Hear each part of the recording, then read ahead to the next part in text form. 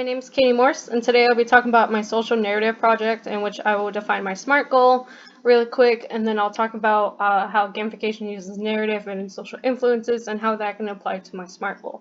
So my SMART goal is at least 3 times a week go outside to walk or do an outdoor activity for an hour. So I want to influence the player to do this. The reason is I find it personally sometimes it's nice to get outside and get fresh breath air, especially when you've been inside all cluttered up or like working on stuff and it's stressful and you can't think of anything. I find it when you go outside or go out and do an adventure or do any outdoor activity, it helps a lot. Like occasionally, at least I try to do one semester where I'll either go kayaking up in a lake or I'll go to Mount Lemmon to just get away and de-stress. And also too, it just helps you not to be all cluttered in a dark room. So now I'm going to explain epic narrative. So an epic narrative is basically, as humans, we often tell stories in order to communicate with each other. For example, if a salesman came up to your door and they have a product that you wouldn't really use generally, and they throw a whole bunch of facts at you, you're less likely to buy it because there's only these facts and those facts don't apply to you. But if that salesman told you a compelling story that you can relate to, you're more likely to buy that product. Even though you don't necessarily need it, you identify with that person. So you kind of want to buy that product. We often tell stories to either get to know each other or like imagine events that brought us happiness or sadness, or to bring us together in general. Also too, as humans, we often form rivalries between each other, and we often identify whichever team we're on, basically, and the other team is a villain in a way. So like, for example, PlayStation and Xbox right now. So there's some people with rivalries that they can actually sit down and accept the facts, even though it's rare. But if I was a PS4 fan and I walked up to an Xbox fan and said, hey, PS4 is better, blah, blah, blah, blah, they might take that offended, even though it may be true, facts-wise. They're still going to defend Xbox, even if it's the truth that PS4 is better. So, or PlayStation is better. That's how rivalries are. They're often just so identified with one group that they feel like they're part of them, and they're always going to defend it, even though it can be like the worst system out there ever created, and they'll still be with them. That's how rivalries work.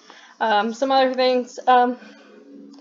So how I would use this with my SMART goal is, for example, like I was thinking maybe with the game, maybe have like mythical creatures or something you can collect. So give a new pet to be with the player and interact that would usually be rare or hard to obtain once they meet a certain goal. So once the player goes outside for a certain amount of time or meets their goals often, they can get a rare pet after a while. So it still gives them that, still motivates them in that narrative sense. So also another goal is maybe to have a story unlocked the more you go outside.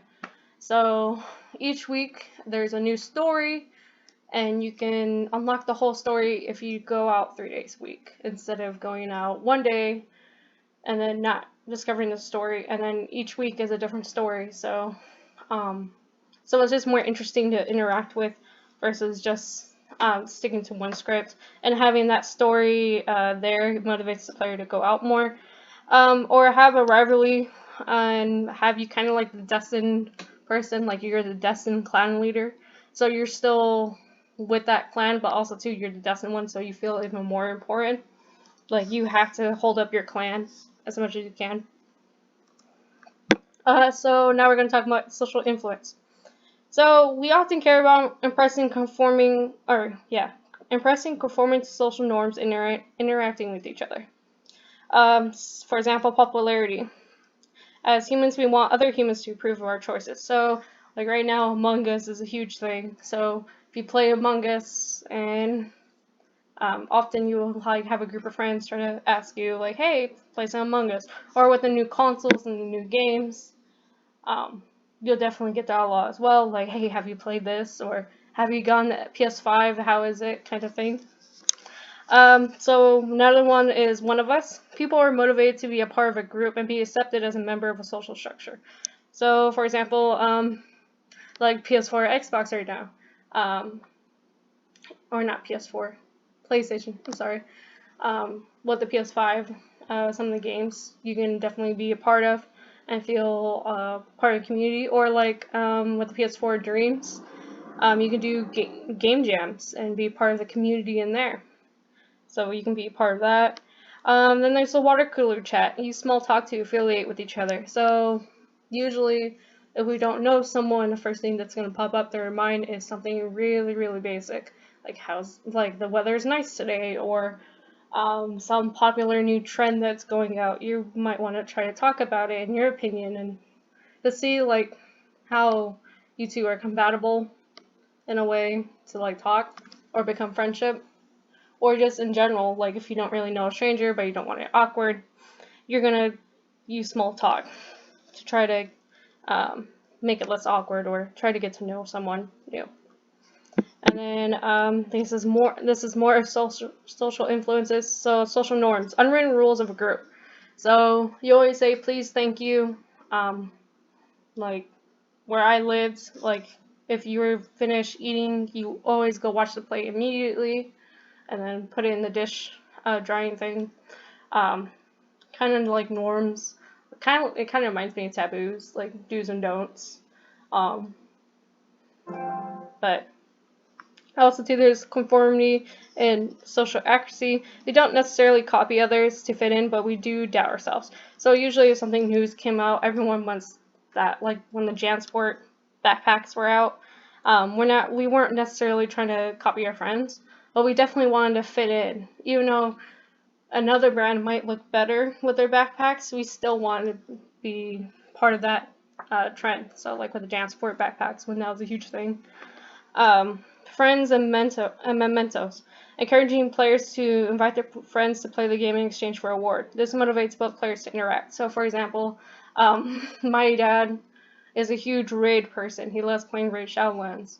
And he invited me to play it. And then if I play it to a certain point, I think it's like it's a level 50, you'll get a Sacred Shard, which is a pretty big thing in the game. And he's been trying to find new people to referral so he can get more game rewards. And then also too, I've been playing a little bit more of it because I'm trying to make sure he gets the rewards so I don't feel bad that he invited me to play this game that he enjoys, and I may be able to pay back for him or to him. So also too, games as third spaces. We have pride in our own spaces, and games use this. So for example, our rooms are like first space.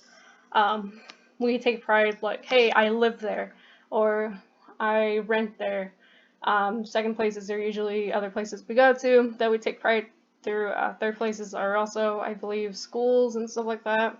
And fourth places are kind of places we take pride, but we're not gonna like go crazy. But games can use this because nowadays that people are doing more online, they can, if you're talking to a person, they spot the game, like an ad pops up, and you can be like, oh, I play that with my friends all the time. It's a good game. So it's a good also way to get the word out about the game as well. And then you have your ego boost or ego boom. When people acknowledge for you going above and beyond and gives you an ego boost. It oftentimes gives you an ego boost. So what that means, if a game tells you, hey, you spent so many hours on this game, let me give you an extra gift or an epic sword, that would definitely be an ego boost because you feel like the game acknowledged you, or you got to a certain level and the game acknowledged you and give you like the most epic sword that no one really has. You definitely still feel special and kind of like brag about it to your other players, like, hey, look what I got, because I go above and beyond. So how could I use this with my SMART goal? Well, one, getting rewards such as the mythical creatures to give bragging rights to players. So if you if you go outside more, or you go outside and you meet your goals, you can get a new mythical creature that you can show off to your friends. Acknowledge the players when they go above and beyond. like if they go outside for more than an hour, or if they go outside like more than 3 days, I'll acknowledge them with a special reward, or just send them a little note saying, hey, you did really well. And then thirdly, having a certain group or clan, and the more you walk, the more you earn points for that group. This can lead to group rewards. So for example, like I said, you're in one clan, you keep walking and keep doing things outside, you gain points, and you can maybe gain shards or something to unlock some pet or beasts or something in the game. That if you didn't meet that challenge with the group, you want to get. So it motivates group work and has a social influence on them. So in conclusion, as we continue the process of gamification, we understand the importance of social influence in epic narrative. We also discover new ways to use these goals and to have a deeper understanding of how we experience it. And that is it for my presentation. I hope you enjoyed.